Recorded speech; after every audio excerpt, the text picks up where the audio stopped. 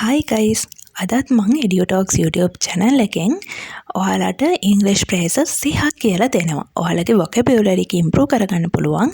ටිකටම මගේ videos එක රැඳී සිටීමෙන්. So, මං පළවෙනියටම කියන්නේ කොහොමද කියන්නේ මම හොඳින් කියලා. අපි last video එකනොත් මං කිව්වා I'm fine කියන එක. අපි නැවතත් කියනවා I'm fine මම හොඳින්. ඔබට කොහොමද? ඔයාට කොහොමද කියලා කොහොමද අහන්නේ? ඔයාට කොහොමද? How about you?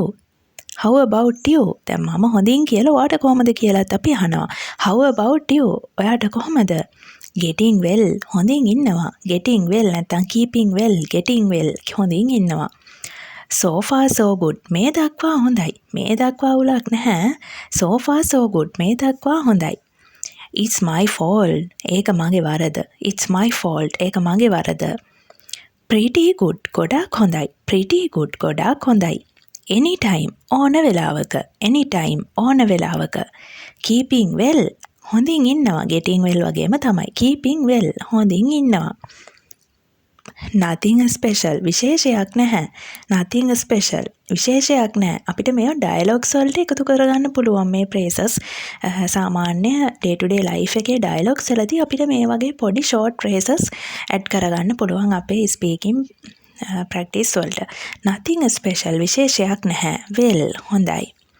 That's all right. ඒකට කමක් නැහැ. That's all right. ඒකට කමක් නැහැ. No worries. ඒක සුළු දෙයක්. No worries. ඒක සුළු දෙයක්. I'm sorry. මට කනගාටුයි. I'm sorry. මට කනගාටුයි. No, I am not. නෑ, මං එහෙම නෙවෙයි. No, I am not. නෑ, මං එහෙම නෙවෙයි. No, I am not. Good idea. හොඳ අදහසක්. Good idea. It is old. ඒක පරණයි. It is old. ඒක පරණයි. One more thing. තව එක දෙයක්. One more thing. තව එක දෙයක්. කියන්නේ මොකක් හරි දෙයක් අමතක කරලා තව එක දෙයක් තියෙනවා මට. One more thing කියලා අපිට කියන්න පුළුවන්. I don't need them. මට ඒවා ඕනේ නැහැ. I don't need them. මට ඒවා ඕනේ නැහැ. I don't need them.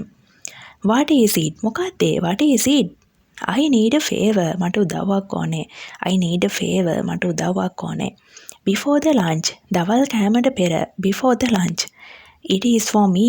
ඒක මං වෙනුවෙන්. It is for me. ඒක මං වෙනුවෙන්. A big one. ලොකු එකක්. A big one මොකක් හරි එකක් අපි describe කරනකොට කියන්න පුළුවන් ඒක ලොකු එකක්. It is a big one.